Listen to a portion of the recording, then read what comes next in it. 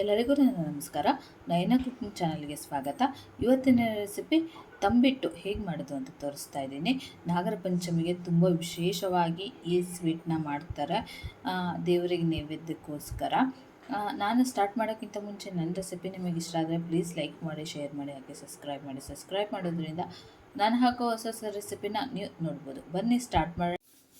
ತಂಬಿಟ್ಟಿಗೆ ಏನೇನು ಇಂಗ್ರೀಡಿಯೆಂಟ್ಸ್ ಬೇಕು ಅಂತ ನೋಡೋಣ. ಒಂದು ಲೋಟ ಅಕ್ಕಿ ತೊಗೊಂಡಿದ್ದೀನಿ. ರೇಷನ್ ಅಕ್ಕಿ ಅಥವಾ ನಾರ್ಮಲ್ ಊಟ ಮಾಡೋ ಅಕ್ಕಿ ಯಾವುದಾದ್ರೂ ತೊಗೋಬೋದು. ಒಂದು ಲೋಟ ಇದೆ. 2 ಸ್ಪೂನು ಗಸಗಸೆ, ಅರ್ಧ ಬಟ್ಲು ಪುಟಾಣಿ, ಅರ್ಧ ಬಟ್ಲು ಶೇಂಗಾ, ಇದು ಹುರಿದು ಸಿಪ್ಪೆ ತೆಗೆದು ಇಟ್ಕೊಂಡಿದ್ದೀನಿ. 2 ಸ್ಪೂನಷ್ಟು ಎಳ್ಳು, ಹಾಗೆ 2 ಏಲಕ್ಕಿ ತೊಗೊಂಡಿದ್ದೀನಿ. ಒಣ ಕೊಬ್ಬರಿ ಅರ್ಧ ಬಟ್ಲು,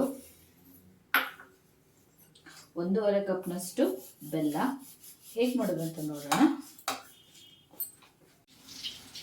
ಒಂದು ಪಾತ್ರೆ ಹಾಕಿಟ್ಕೊಂಡಿದ್ದೀನಿ. ಇದಕ್ಕೆ ಸಣ್ಣ ಉರಿಯಲ್ಲಿ 1 ಕಪ್ ಅಕ್ಕಿನ ಇಟ್ಕೋಬೇಕು. ಇದನ್ನು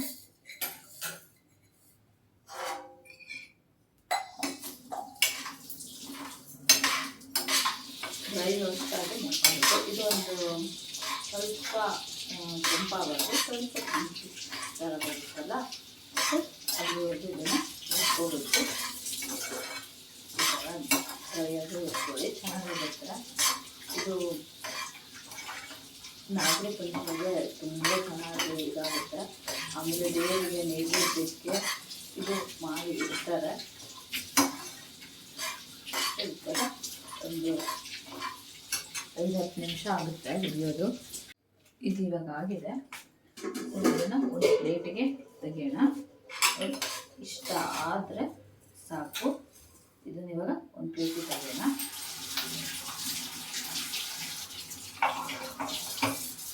ಇದು ಕಂಪ್ಲೀಟಾಗಿ ಆಡಬೇಕು. ಸೊ ಅಲ್ಲಿವರೆಗೂ ಹಾಗೆ ಬಿಡಬೇಕು. ಒಂದೊಂದು ಕೆಂಪುಗಾದರೆ ಪರವಾಗಿಲ್ಲ, ಚೆನ್ನಾಗಿರುತ್ತೆ. ಸೊ ಇದನ್ನು ಕಂಪ್ಲೀಟಾಗಿ ಆರಕ್ಕೆ ಬಿಡೋಣ. ಆರಿಂದ ಅದನ್ನು ಪೌಡರ್ ಮಾಡ್ಕೊಳ್ಬೇಕು. ಇದೇ ಕಡಾಯಿಗೆ ನಾನು ಎಳ್ಳು ಹಾಕ್ತಾ ಇದ್ದೀನಿ. ಎಳ್ಳು ಹಾಕಿಂದೆ ಇದನ್ನು ಒಂದ್ಸಲ ನೀಟಾಗಿ ಫ್ರೈ ಮಾಡಬೇಕು. ಸಣ್ಣ ಉರಿಯಲ್ಲಿ ಮಾಡಿ, ಇಲ್ಲಾಂದರೆ ಸೀದೋಗ್ಬಿಡುತ್ತೆ ಬೇಗ. ಸೊ ಈ ಥರ ಡ್ರೈ ರೋಸ್ಟ್ ಮಾಡ್ಕೋಬೇಕು. ಇದ್ರ ಜೊತೆಗೇನೆ ಗಸಗಸೆ ಹಾಕಿ ಜಸ್ಟ್ 1 ನಿಮಿಷ ಅಷ್ಟೇ ಇದನ್ನು ಫ್ರೈ ಮಾಡ್ಕೋಬೇಕು. ಇದನ್ನು ಇವಾಗ ಆಫ್ ಮಾಡ್ತಾ ಇದ್ದೀನಿ. ಇದು ಸಹ ಕಂಪ್ಲೀಟಾಗಿ ಆರಬೇಕು. ಸೊ ಇದು ಇವಾಗ ಅಕ್ಕಿ ಎಲ್ಲ ಆರಿದೆ. ಇದನ್ನು ಪೌಡರ್ ಮಾಡ್ಕೊಳ್ಳೋಣ. ಒಂದು ಮಿಕ್ಸಿ ಜಾರ್ ಹಾಕಿ ಮಿಕ್ಸಿ ಜಾರ್ ತೆಗೆದಿದ್ದೀನಿ. ಅದಕ್ಕೆ ಅಕ್ಕಿ ಹಾಕ್ತಾ ಇದ್ದೀನಿ. ಎಲ್ಲ ಅಕ್ಕಿನ ಹಾಕಿ ನೀಟಾಗಿ ನೈಸಾಗಿ ಪೌಡ್ರ್ ಮಾಡ್ಕೊಂಡು ಹೋಗಬೇಕು. ಇದನ್ನು ಇವಾಗ ಅಕ್ಕಿ ಹಾಕಿದ್ದೀನಿ. ಇವಾಗ ಇದನ್ನು ನೈಸಾಗಿ ಪೌಡ್ರ್ ಮಾಡ್ಕೊಂಡು ಬರ್ತೀನಿ.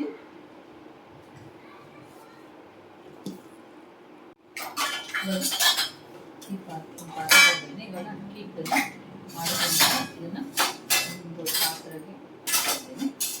ಸೊ ಇದು ನೈಸಾಗಿರಬೇಕು ಅಕ್ಕಿ ಹಿಟ್ಟು. ಸೊ ಇದೇ ಜಾರಿಗೆ ನಾನು ಇವಾಗ ಪುಟಾಣಿ ಹಾಕ್ತಾ ಇದ್ದೀನಿ.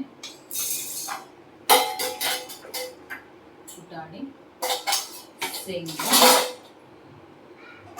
ಹಾಕಿ ಇದನ್ನು ತರ್ತರಿಯಾಗಿ ಪೌಡರ್ ಮಾಡ್ಕೊಂಡು ಹೋಗ್ಬೇಕು. ನೈಸಾಗಿ ಮಾಡಬಾರ್ದು. ಇವಾಗ ಇದನ್ನು ನಾನು ತರ್ತರಿಯಾಗಿ ಪೌಡರ್ ಮಾಡ್ಕೊಂಡು ಬಂದಿದ್ದೀನಿ. ನೋಡಿ, ಇಷ್ಟು ತರ್ತರಿಯಾಗಿದ್ದರೆ ಸಾಕಾಗುತ್ತೆ. ಇದನ್ನು ಇದೇ ಅಕ್ಕಿ ಹಿಟ್ಟಿಗೆ ಹಾಕ್ತಾ ಇದ್ದೀನಿ.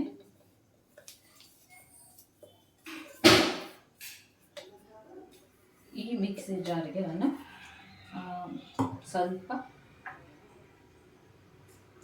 ಇದು ಕೊಬ್ಬರಿ, ಒಣ ಕೊಬ್ಬರಿ ಇತ್ತಲ್ಲ, ಅದನ್ನ ಹಾಕ್ತಾ ಇದ್ದೀನಿ. ಇದ್ರ ಜೊತೆಗೆ 2 ಏಲಕ್ಕಿ, ಹಾಗೆ ನೋಡಿ ಗಸಗಸೆ ಎಳ್ಳು ಹುರಿದಿದ್ವಲ್ಲ, ಅದು ಸ್ವಲ್ಪ ತಣ್ಣಗಾಗಿದೆ. ಸೊ ಅದನ್ನ ಹಾಕ್ತಾ ಇದ್ದೀನಿ. ಇದನ್ನು ಸಹ ಸ್ವಲ್ಪ ತರ್ತರಿಯಾಗಿ ಪೌಡ್ರ್ ಮಾಡ್ಕೊಂಡು ಬರಬೇಕು. ದಪ್ಪ ಎಳೆ ಇರೋದ್ರಿಂದ ಕುಡಿದ್ರೆ ನಾವು ಸ್ವಲ್ಪ ತರ್ತರಿಯಾಗಿ ಮಾಡಿಕೊಂಡ್ರೆ ಚೆನ್ನಾಗಿರುತ್ತೆ. ಸೊ ಹಾಗಾಗಿ ಇದನ್ನು ಸ್ವಲ್ಪ ತರ್ತರಿಯಾಗಿ ಮಾಡ್ಕೊಂಡು ಬರ್ತೀನಿ. ಇವಾಗ ನೋಡಿ, ಇದನ್ನು ನಾನು ತರ್ತರಿಯಾಗಿ ಪೌಡ್ರ್ ಮಾಡ್ಕೊಂಡು ಬಂದಿದ್ದೀನಿ. ಇಷ್ಟ ಆದರೆ ಸಾಕು. ಇದನ್ನು ಇದೇ ಅಕ್ಕಿ ಹಿಟ್ಟು ಎಲ್ಲ ಹಾಕಿದ್ವಲ್ಲ, ಪುಟಾಣಿ, ಶೇಂಗಾ ಎಲ್ಲ, ಸೊ ಇದಕ್ಕೆ ಹಾಕ್ತಾ ಇದ್ದೀನಿ. ತುಂಬ ರುಚಿಯಾಗಿರುತ್ತೆ. ಈ ದೇವರ ನೈವೇದ್ಯಕ್ಕೆ ಇದು ಮಾಡಲೇಬೇಕಾದಂತಹ ಒಂದು ಉಂಡೆ ಇದು. ಸೊ ಇದು ಇವಾಗ ಹಾಕಿದ್ದೀನಿ. ಇವಾಗ ಬೆಲ್ಲ ಕಾಸ್ಕೊಳ್ಳೋಣ. ಒಂದು ಪಾತ್ರೆ ಇಟ್ಕೊಂಡಿದ್ದೀನಿ. ಈ ಪಾತ್ರೆಗೆ ಬೆಲ್ಲ ಹಾಕ್ತಾ ಇದ್ದೀನಿ.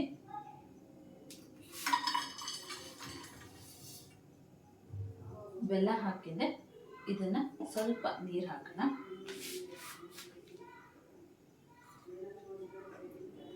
ಬೆಲ್ಲನ 1 ಬೌಲ್ನಷ್ಟು, 1.5 ಬೌಲ್ನಷ್ಟು ನೀರು ಹಾಕ್ತಾ ಇದ್ದೀನಿ.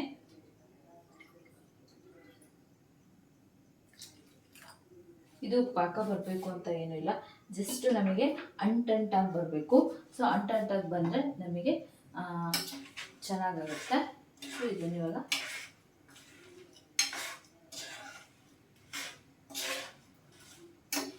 ಬೆಲ್ಲ ಕರಿಗೆ ನಮಗೆ ಅಂಟಂಟಾಗಿ ಬರಬೇಕು, ಅಲ್ಲಿವರೆಗೂ ಇದನ್ನು ಕುದಿಸ್ಕೋಬೇಕು. ಬೆಲ್ಲ ಎಲ್ಲ ಕರಗಬೇಕು ಚೆನ್ನಾಗಿ. ಈ ಬೆಲ್ಲ ಕರಗ್ತಾ ಇರಲಿ. ಇದಕ್ಕೆ ಇದನ್ನು ನಾವು ಮಿಕ್ಸ್ ಮಾಡ್ಕೊಳ್ಳೋಣ ನೀಟಾಗಿ. ಪುಟಾಣಿ, ಅಕ್ಕಿ ಹಿಟ್ಟು ಎಲ್ಲ ನೀಟಾಗಿ ಇದನ್ನು ಮಿಕ್ಸ್ ಮಾಡ್ಕೋಬೇಕು ನಾವು. ಇದನ್ನು ನೀಟಾಗಿ ಈ ಥರ ಮಿಕ್ಸ್ ಮಾಡಿ ಘಮ ಘಮ ಅನ್ನುತ್ತೆ. ಎಷ್ಟು ಚೆನ್ನಾಗಿ ಘಮ ಘಮ ಅನ್ನುತ್ತೆ ಅಂತಂದರೆ ಸೂಪರಾಗಿ ಘಮ ಘಮ ಅನ್ನುತ್ತೆ. ಏಲಕ್ಕಿ, ಗಸಗಸೆ, ಎಳ್ಳು ಎಲ್ಲ ಹಾಕಿರೋದ್ರಿಂದ ಸೂಪರಾಗಿ ಸ್ಮೆಲ್ ಬರುತ್ತೆ, ಘಮ ಘಮ ಅನ್ನೋ ಥರ. ತುಪ್ಪ ಹಾಕಬೇಕು. ಇದಕ್ಕೆ 1-2 ಸ್ಪೂನಷ್ಟು ತುಪ್ಪ. ನಾನು ಆವಾಗಲೇ ಹೇಳಿಲ್ಲ, ಸಾರಿ. 2-3 ಸ್ಪೂನಷ್ಟು ತುಪ್ಪ ಹಾಕಿದ್ರೆ ಒಂದ್ಸಲ ನೀಟಾಗಿ ಮಿಕ್ಸ್ ಮಾಡಿ ಈ ಥರ. ತುಪ್ಪ ಹಾಕಿರೋದು ನಮಗೆ ಹೊಂದ್ಕೋಬೇಕು ಎಲ್ಲ ಇದಕ್ಕೂ. ಆ ಬೆಲ್ಲ ಕುದೀತಾ ಇರಲಿ. ಈ ಥರ ಕೈಯನ್ನು ಯೂಸ್ ಮಾಡಿ ನೀವು ಇದನ್ನ ಮಾಡಬೇಕು. ಆವಾಗ ತುಪ್ಪ ನಿಮಗೆ ಎಲ್ಲ ಇದಕ್ಕೂ ನೀಟಾಗಿ ಹೊಂದ್ಕೊಳ್ಳುತ್ತೆ. ಅಕ್ಕಿ ಹಿಟ್ಟು, ಕಡಲೆ, ಪುಟಾಣಿ ಎಲ್ಲ ಹಾಕಿರ್ತೀವಲ್ವ, ಸೊ ಅದಕ್ಕೆಲ್ಲ ನೀಟಾಗಿ ಹೊಂದ್ಕೊಳ್ಳುತ್ತೆ.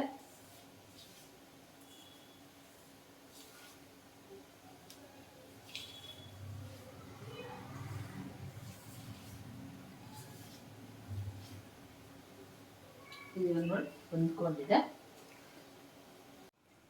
ನೋಡಿ. ಇದು ಇವಾಗ ಆಗಿದೆ, ಬೆಲ್ಲ ಎಲ್ಲ ಕರಗಿದೆ. ಸೊ ನೋಡ್ತಾ ಇರ್ಬೋದು, ಇಷ್ಟು ಆದರೆ ಸಾಕು. ನಮಗೆ ಪಾಕ ಬರೋದು ಬೇಡ, ಜಸ್ಟ್ ಅಂಟಂಟು ಇರಬೇಕು ನಮಗೆ. ನೋಡಿ ಈ ಥರ ಮುಟ್ಟೆ ಇದೆ, ಅಂಟಂಟು ಥರ ಬರಬೇಕು. ಗಮ್ ಥರ ಅಂಟು ಬರುತ್ತಲ್ಲ, ಸೊ ಆ ಥರ. ಸೊ ಇದು ಇವಾಗ ಆಗಿದೆ. ಇದನ್ನು ಆಫ್ ಮಾಡೋಣ. ಆಫ್ ಮಾಡಿ ಇದನ್ನು ಸೋಸ್ಕೊಳ್ಳೋಣ. ಫಸ್ಟು ಈ ಹಿಟ್ಟಿಗೆ ಸೋಸ್ಕೊತಾ ಇದ್ದೀನಿ ನಾನು. ಸ್ವಲ್ಪನೇ ಹಾಕಿ ನೀವು ಕಲಿಸ್ಬೇಕಾಗುತ್ತೆ.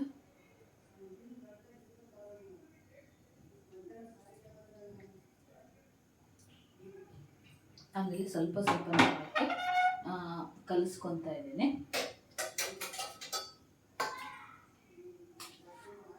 ನೀಟಾಗಿ ಮಿಕ್ಸ್ ಮಾಡ್ಕೋಬೇಕು. ಸೋಸೋದ್ರಿಂದ ಇದರಲ್ಲಿರುವಂತಹ ಬೆಲ್ಲದಲ್ಲಿ ಕಲ್ಲು ಕಸರು ಏನಾದ್ರು ಇರುತ್ತಲ್ವ, ಸೊ ಅದು ನೀಟಾಗಿ ಹೋಗುತ್ತೆ. ಇದು ಹಾಗಾಗಿ ಸೋದಿಸ್ಕೊಂಡ್ರೆ ಚೆನ್ನಾಗಾಗುತ್ತೆ. ಇವಾಗ ಇನ್ನೊಂದು ಸ್ವಲ್ಪ ಹಾಕ್ತಾ ಇದ್ದೀನಿ. ಒಂದೇ ಸಲನ ಹಾಕ್ಬೋದು. ಸೊ ಈ ಥರ ಹಾಕಿದರೆ ಚೆನ್ನಾಗಾಗುತ್ತೆ ನಿಮಗೆ.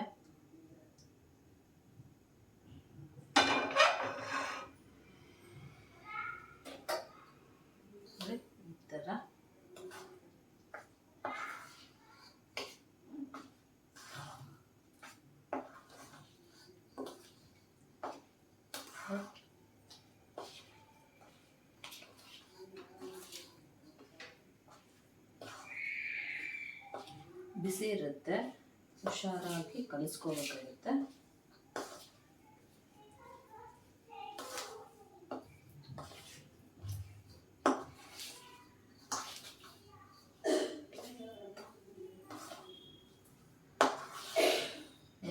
ಇದು ಇವಾಗ ಸ್ವಲ್ಪ ಆರಲಿ, ಆರಿಂದ ಬರೋಣ. ಇದು ಆರಿದೆ, ಹೀರ್ಕೊಂಡ್ಬಿಡುತ್ತೆ.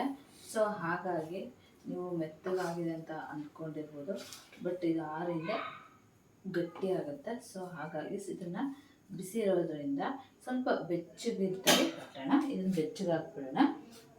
ಹಾಗೆ ಎಷ್ಟು ಪಾಕ ಉಳಿದಿಲ್ಲ, ಇದು ಒಂದು ಅರ್ಧ ಲೋಟದಷ್ಟು. ಇದೇನು ವೇಸ್ಟ್ ಆಗಲ್ಲ, ನೀವು ಉಂಡೆ ಎದಕ್ಕಾದ್ರೂ ಉಪಯೋಗಿಸ್ಕೋಬೋದು.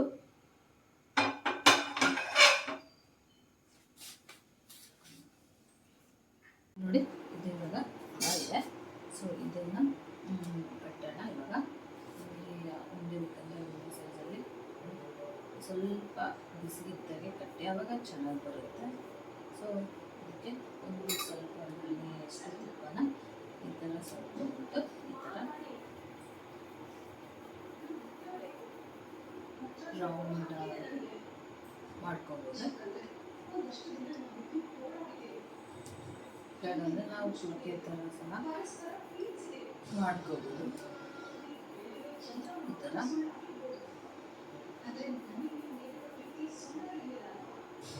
ಈ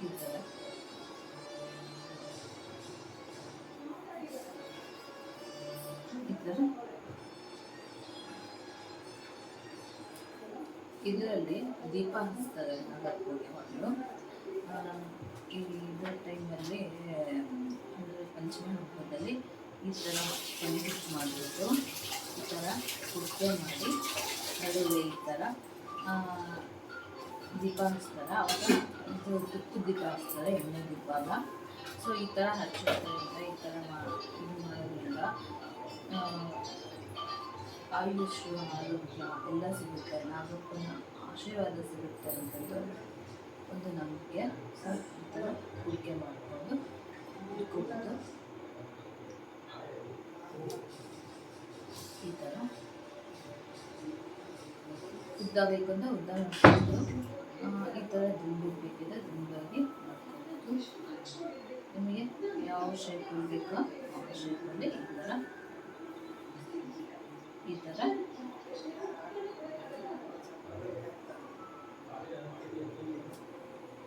ಈ ಥರ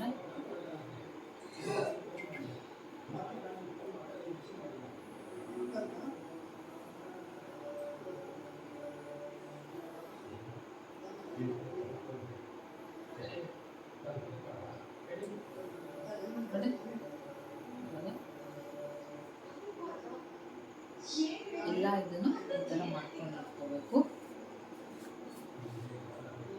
ನೋಡಿ, ಇವಾಗ ತಂಬಿಟ್ಟು ರೆಡಿಯಾಗಿದೆ. ನಾನು ಇದನ್ನು ಕುಡಿಕೆ ಥರ ಮಾಡಿದ್ದೀನಿ. ನಾನು ದೀಪ ಹಚ್ಚಬೇಕು, ದೀಪ ಹಚ್ಚೋದ್ರಿಂದ ಸೊ ಈ ಥರ ಮಾಡಿಟ್ಕೊಂಡಿದ್ದೀನಿ. ಬೇಡ ಅಂದರೆ ನೀವು ರೌಂಡ್ ಸಹ ಮಾಡಿ ಉಂಡೆ ಥರ ಸಹ ಇಟ್ಕೊಂಡು ಮಾಡ್ಬೋದು. ನಾನು ಇಲ್ಲಿ 11 ಮಾಡಿಟ್ಕೊಂಡಿದ್ದೀನಿ ಈ ಥರ ಕುಡಿಕೆನ. ನಾನು 11 ದೀಪ ಹಚ್ಚೋದ್ರಿಂದ. ಸೊ ನೀವು ಸಹ ತುಂಬ ಚೆನ್ನಾಗಿರುತ್ತೆ. ನೀವು ಸಹ ಮನೇಲಿ ಒಂದ್ಸಲ ಟ್ರೈ ಮಾಡಿ ನೋಡಿ ಹೇಗಿತ್ತು ಅಂತ ನನಗೆ ಕಮೆಂಟ್ ಬಾಕ್ಸಲ್ಲಿ ತಿಳಿಸಿ. ನನ್ನ ರೆಸಿಪಿ ನಿಮಗೆ ಇಷ್ಟ ಆದರೆ ಪ್ಲೀಸ್ ಲೈಕ್ ಮಾಡಿ, ಶೇರ್ ಮಾಡಿ, ಹಾಗೆ ಸಬ್ಸ್ಕ್ರೈಬ್ ಮಾಡಿ. ಸಬ್ಸ್ಕ್ರೈಬ್ ಮಾಡೋದ್ರಿಂದ ನಾನು ಹಾಕೋ ಹೊಸ ಹೊಸ ರೆಸಿಪಿನ ನೀವು ನೋಡ್ಬೋದು. Thank you.